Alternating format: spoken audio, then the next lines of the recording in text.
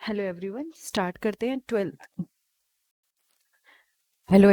Start करते हैं biotechnology series के पार्ट 2 से, जिसमें हम लोग पढ़ने वाले हैं कुछ बेसिक जो कंसेप्ट्स हैं प्रिंसिपल ऑफ बायोटेक्नोलॉजी के। क्या क्या चीज़ें होती हैं उनके बारे में हम थोड़ा बहुत समझेंगे। और इसका पहला पार्ट ऑलरेडी मैं डाल चुकी हूँ। आप मेरे चैनल पे जाके प्लेलिस्ट में देखिए, बायोटेक्नोलॉजी प्लेलिस्ट, वहाँ पे आपको ये चैप्टर मिल जाएगा। और बाकी बहुत सारी प्लेलिस्ट बनी हुई हैं अलग अलग सीरीज के अकॉर्डिंग। फॉर एग्जांपल रिप्रोडक्शन की सीरीज अलग है, उसके अलावा बायोलॉजी एंड ह्यूमन वेलफेयर की अलग है, इकोलॉजी की अलग है। तो वो भी आप देखेंगे, आपको काफ़ी यूजफुल चीज़ें उसमें मिलेंगी। Now you probably appreciate the advantages of sexual reproduction over A sexual reproduction. मतलब कि जब हम बात करते हैं सेक्सुअल रिप्रोडक्शन की, किसके कंपैरिजन में, ए सेक्सुअल रिप्रोडक्शन की, तो सेक्सुअल रिप्रोडक्शन में कई ज़्यादा बेनिफिट है, फ़ायदे होते हैं ए सेक्सुअल के कंपैरिजन में। पहली चीज़ तो ये कि जो सेक्सुअल रिप्रोडक्शन होता है उसमें क्या होता है, वेरिएबिलिटी आती है।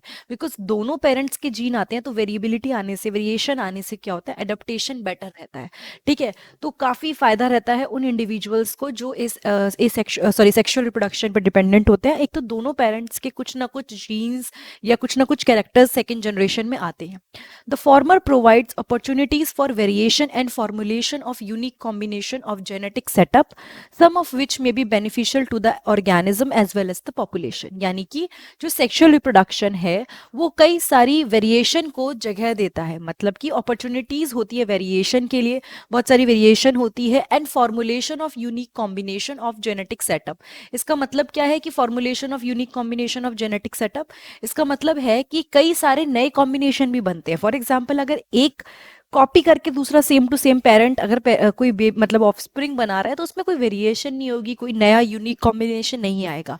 बट जब क्या कहते हैं, सेक्सुअल रिप्रोडक्शन होता है, तो दो डिफरेंट पेरेंट्स के मेट करने से, दो डिफरेंट पेरेंट्स होने से क्या होता है, बहुत ज़्यादा चांसेस होते हैं वेरिएशन के और कुछ नया बनने के।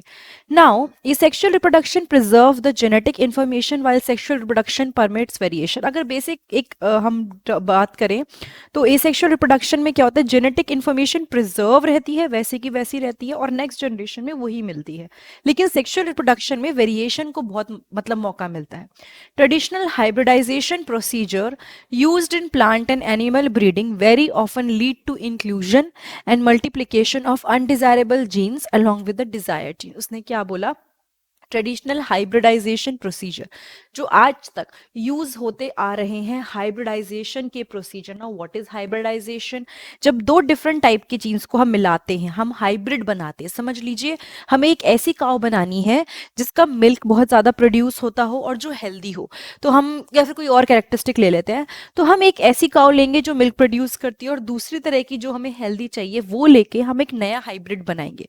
तो इसने क्या बोला, ये ट्रेडिशनल हाइब्रिडाइजेशन प्रोसीजर जो यूज होते आ रहे हैं नॉर्मली आज तक, वो प्लांट और एनिमल की ब्रीडिंग में वो क्या करते हैं, इंक्लूजन एंड मल्टीप्लिकेशन कर देते हैं अनडिजायरेबल जीन्स का अलोंग विद डिजायर्ड जीन्स। उसमें एक बेनिफिट क्या होता है, जस्ट अ मिनट, यस, उसमें एक जस्ट अ मिनट, ओके। उसमें एक बेनिफिट ये है कि डिजायर्ड जीन्स तो आते हैं, ठीक है, डिजायर्ड जीन्स जो हमें चाहिए वो ट्रेडिशनल मेथड्स में आते हैं। बट उसके साथ एक नेगेटिव जो फैक्टर है वो ये कि उसके साथ इंक्लूजन एंड मल्टीप्लिकेशन हो जाता है अनडिजायरेबल जीन्स का भी, तो अनडिजायरेबल जीन्स भी ट्रांसफर हो जाते हैं, which is not a good thing. The technique of genetic engineering which include creation of RDT या फिर recombinant DNA used for gene cloning and gene transfer overcome this limitation and allow us to isolate and introduce only one or a set of desirable genes without introducing undesirable genes into the target organism। उसने क्या बोला कि जब हम बात करते हैं recombinant DNA की, ठीक है, अब हम ट्रेडिशनल मेथड यूज कर रहे हैं जो फार्मर्स भी यूज कर लेते हैं, दो सीड्स को मिला के, ये सब चीजें नहीं। जो नई टेक्निक है बायोटेक्नोलॉजी की, रिकॉम्बिनेंट डीएनए बनाने की, इधर से डीएनए लिया, उधर से डीएनए लिया, एक नया डीएनए बनाया, वो जब यूज होता है जीन क्लोनिंग में एंड जीन ट्रांसफर में, वो इस लिमिटेशन को, जिसमें लिमिटेशन क्या है कि अनडिजायरेबल जो नहीं चाहिए वो जीन भी मल्टीप्लाई हो रहे हैं, तो वो ओवरकम करता है this limitation and allow us, और हमें अलाउ करता है to isolate and introduce only one और a set of desirable genes. किसके लिए अलाउ करता है कि हम आइसोलेट करें और इंट्रोड्यूस करें केवल वही जीन्स जिसको हम ट्रांसफर करना चाहते हैं, बिना किसी अनडिजायरेबल जीन को डाले हुए। अगर वो चीज़ें जो फार्मर्स यूज़ करते हैं या नॉर्मली ब्रीडिंग मेथड में नई ऑर्गेनिज्म बनाने में यूज़ होती है, तो उसमें अनडिजायरेबल के आने के चांसेस रहते हैं। बट जब हम बात करते हैं रिकॉम्बिनेंट डीएनए की, तो हमने सेलेक्टिवली डीएनए उठाया, उस नए ऑर्गेनिज्म में डाला जिसमें हमें वो बनाना है, प्रोड्यूस करना है। और उससे क्या हुआ बेनिफिट, कि जो एक लिमिटेशन, जो एक प्रॉब्लम किसके साथ थी, जो हमारे पहले वाले प्रोसीजर ट्रेडिशनल मेथड के साथ थी, वो अब नहीं है। अब हम अपनी मर्जी से क्रिएट कर सकते हैं जस्ट बाय यूजिंग आरडीटी या फिर बायोटेक्नोलॉजी। ठीक है, ये पॉइंट यहां तक क्लियर हुआ। अब हम इसके बाद थोड़ा सा लेके नेक्स्ट पढ़ेंगे। Now do you know that likely fate of a piece of DNA which is somehow transferred into an alien organism? मतलब एक छोटा सा डीएनए का टुकड़ा जिसको किसी और ऑर्गेनिज्म में डाला जाता है, उसके साथ क्या होता है? This piece of DNA would not be able to multiply itself in the progeny cell of the organism. समझ लीजिए, मैं आपको इसको वैसे समझाती हूँ, just give me a minute. Yes, समझ लीजिए ये एक पीस ऑफ डीएनए है जिसको इस फॉरेन बॉडी में हमने डाल दिया। अब देखो क्या होगा, हम सोचेंगे कि ये अपने आप मल्टीप्लाई करे, नहीं, वो अपने आप मल्टीप्लाई नहीं करेगा। इट में देखो क्या लिखा है, but when it get integrated into the genome of the recipient. But अगर मैं इस डीएनए को किसी और डीएनए के पीस के साथ कंबाइन कर दूं, यानी दोनों को कंबाइन कर दिया, एक तो होस्ट का डीएनए है, एक ये वाला डीएनए, दोनों को जब कंबाइन कर दिया तो क्या होगा, इट में मल्टीप्लाई, में लिखा है क्योंकि 100% सक्सेस रेट इसमें भी नहीं होता, and inherited along with the host DNA. तो हो सकता है आगे जाके वो फिर होस्ट डीएनए के साथ प्रॉपर आगे मल्टीप्लाई होता जाए। This is because the alien piece of DNA has become a part of chromosome. और ऐसा क्यों हुआ, इस केस में डायरेक्टली जब आपने सेल में डाला वो क्रोमोसोम का पार्ट नहीं बना, तो इसलिए वो आगे नहीं जाएगा। बट इस केस में जो ये वाला सही केस है, उसमें वो क्रोमोसोम का पार्ट बन गया है। पीछे देखो इसमें क्या लिखा है, this is because the alien piece of DNA has become a part of chromosome which has the ability to replicate. अब इसकी क्या एबिलिटी है कि वो आगे रेप्लिकेट कर सके।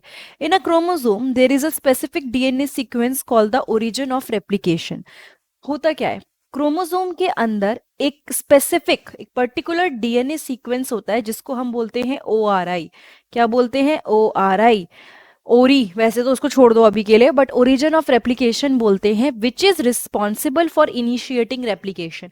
क्योंकि क्रोमोसोम में एक ओआरआई होता है, ओरिजिन ऑफ रेप्लिकेशन होता है, तो इसीलिए वो रेप्लिकेशन स्टार्ट कर पाता है। इस केस में जब हमने उसको क्रोमोसोम के साथ डाला था तो वो इजीली आगे बढ़ पा रहा था, मतलब रेप्लिकेट कर पा रहा था। इसमें वो सिर्फ सेल के अंदर गया बट क्रोमोसोम के साथ नहीं मिला, ओरिजिन ऑफ रेप्लिकेशन के साथ कोई कनेक्शन नहीं था, तो इसलिए वो मल्टीप्लाई नहीं कर पाता। Therefore, for the multiplication of any alien piece of DNA in an organism, इसीलिए अगर मैं चाहती हूँ कि मल्टीप्लिकेशन हो किसी भी एलियन पीस ऑफ डीएनए का, यानी ये एलियन पीस ऑफ डीएनए है जो बाहर से डाला जा रहा है, ठीक है, तो उसके लिए it need to be a part of chromosome which has a specific sequence. उसको एक क्रोमोसोम का पार्ट बनना पड़ेगा, क्रोमोसोम का पार्ट यानी इसका पार्ट बनना पड़ेगा, विच हैज अ स्पेसिफिक सीक्वेंस, जिसके पास एक सीक्वेंस हो जिसे कहते हैं ओरिजिन ऑफ रेप्लिकेशन। हमने पढ़ा कि क्रोमोसोम में एक स्पेसिफिक डीएनए सीक्वेंस होता है जिसको हम बोलते हैं origin of replication. Thus, an alien DNA is linked with the origin of replication so that this alien piece of DNA can replicate and multiply itself in the host organism. इसीलिए इस alien piece of DNA का इस chromosome के ORI के साथ मिलना जरूरी है ताकि आगे वो रेप्लिकेट कर सके। इसको हम क्या कह सकते हैं, क्लोनिंग कह सकते हैं, और making multiple identical copies of any template DNA. क्या बोल सकते हैं, this can also be called cloning, और या फिर क्या बोलना कि बहुत सारी आइडेंटिकल कॉपीज को बनाना टेम्पलेट डीएनए में। समझ आया?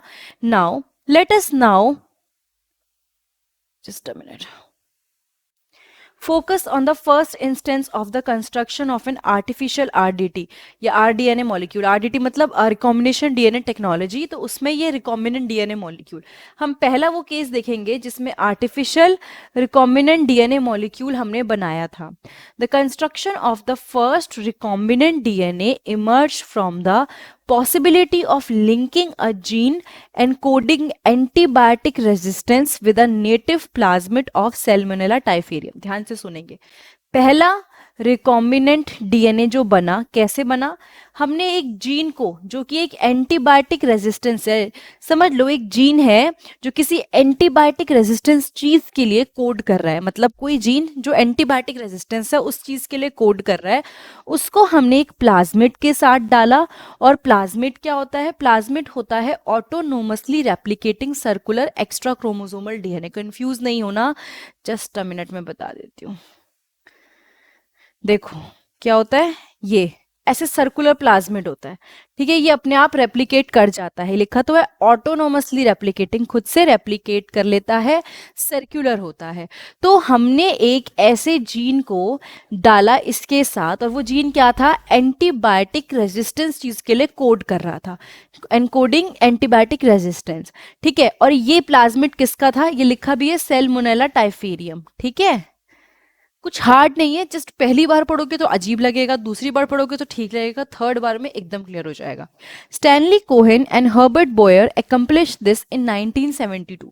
तो स्टैनली कोहेन ने और हर्बर्ट बॉयर ने इसको अकम्प्लिश किया, पूरा किया, अच्छे से कंप्लीट किया 1972 में, by isolating the antibiotic resistance gene by cutting out a piece of DNA from a plasmid which was responsible for conferring antibiotic resistance। इसको समझाती हूँ, बहुत आराम से समझ में आएगा। देखो, Stanley Cohen and Herbert Boyer, उन्होंने ये चीज एकम्प्लिश करी, ये तो अलग हटा दो, ठीक है। कैसे? आइसोलेट करके द एंटीबायोटिक रेजिस्टेंस जीन, उन्होंने अलग करा उस एंटीबायोटिक रेजिस्टेंस जीन को। और कैसे अलग किया? एक पीस ऑफ डीएनए उसका कट करके, किस प्लाज्मिड से, जो एक्चुअली उस एंटीबायोटिक रेजिस्टेंस को दे रहा था। समझ लीजिए, ये जो प्लाज्मिड है, जस्ट अ मिनट, ये प्लाज्मिड है, ये एंटीबायोटिक रेजिस्टेंस दे रहा है, तो इस प्लाज्मिड में से एक पोर्शन कट कर लिया, ठीक है, ये वाला पोर्शन कट कर लिया, तो ये पोर्शन कट कर लिया, ये लाइन यहाँ पे लिखी है, isolating the antibiotic resistance gene by cutting a piece of DNA from a plasmid which was, जो रिस्पॉन्सिबल था किसके लिए? एंटीबायोटिक रेजिस्टेंस के लिए।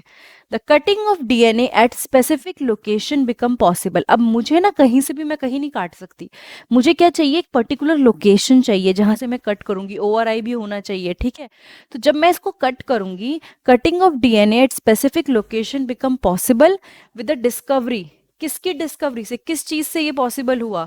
With the discovery of so called molecular scissor, उसको बोलते हैं मॉलिक्यूलर सीजर, किसको कहते हैं? Restriction enzyme. क्या बोलते हैं इसको? मॉलिक्यूलर सीजर और रेस्ट्रिक्शन एंजाइम बोलते हैं, ठीक है। The cut piece of DNA was then, यानी कि जो चीज कट करने में हेल्पफुल होती है एंजाइम को, डीएनए, नॉट एंजाइम को, डीएनए को, उसको रेस्ट्रिक्शन एंजाइम्स बोलते हैं। और अब ये भी क्वेश्चन आ सकता है, what is called molecular scissor? The cut piece of DNA was then, उसके बाद जो मैंने पीस कट किया था, उस पीस को मैंने लिंक किया एक और प्लाज्मिड डीएनए के साथ, इसको मैंने इसमें कहीं लगा दिया।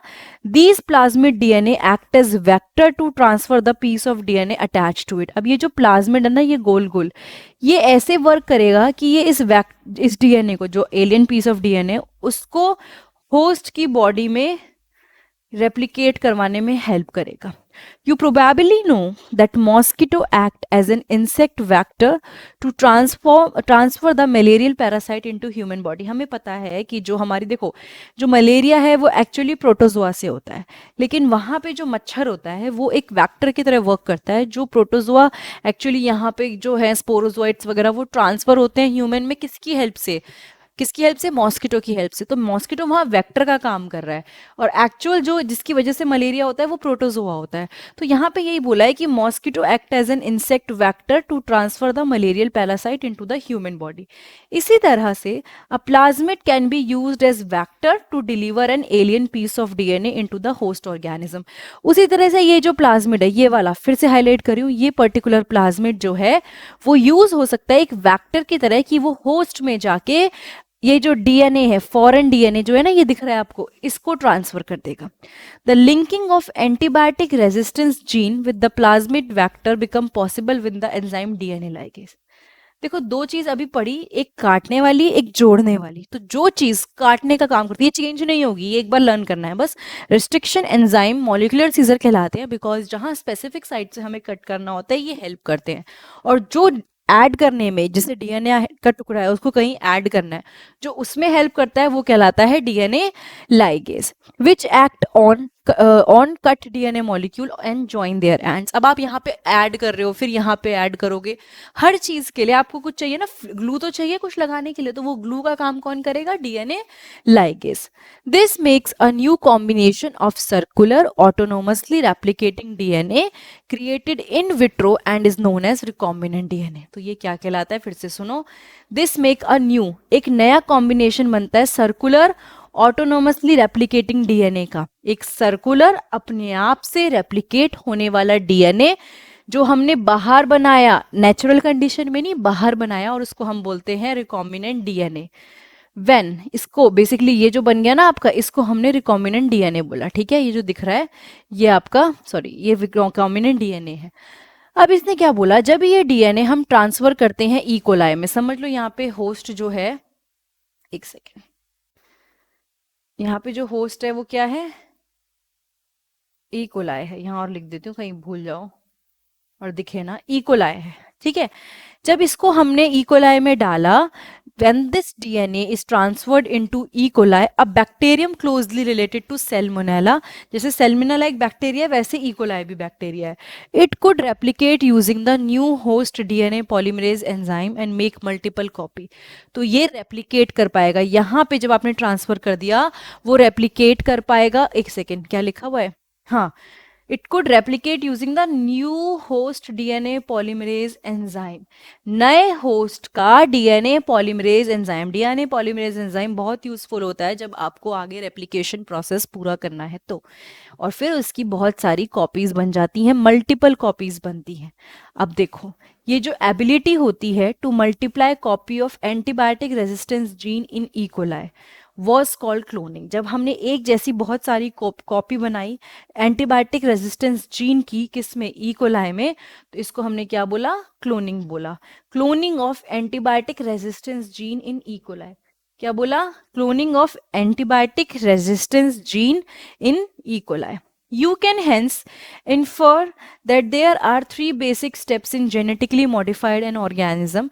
तो यहाँ पे 3 स्टेप हैं। देखो जो भी पढ़ा हमने, सीजर के बारे में पढ़ा, हमने लाइगेज के बारे में पढ़ा, रेप्लिकेशन प्रोसेस में जो हेल्प करता है डीएनए पॉलीमरेज के बारे में पढ़ा। नाउ 3 स्टेप्स हैं जो बहुत इंपॉर्टेंट हैं। सबसे पहले तो मैं इसको वैसे लाइन टू लाइन बताती हूँ, identification of DNA with desirable genes. मुझे ये डीएनए रेप्लिकेट करवाना है, नए होस्ट में इंट्रोड्यूस करना है, तो पहले मैं आइडेंटिफाई करूंगी, मैं ढूंढूंगी कि मेरी ज़रूरतें कहाँ पूरी हो रही है। ये पर्टिकुलर डीएनए जो है, ये टुकड़ा, मतलब ये पर्टिकुलर डीएनए या जो भी चीज़ है ये मेरी हेल्प करेगी। तो मैंने उस डीएनए को आइडेंटिफाई किया जिसके अंदर मेरे को जो जीन्स चाहिए वो हैं। पहला स्टेप हो गया ढूंढना। फिर मैंने उस डीएनए को होस्ट के अंदर ट्रांसफर कर दिया। किस में ट्रांसफर कर दिया?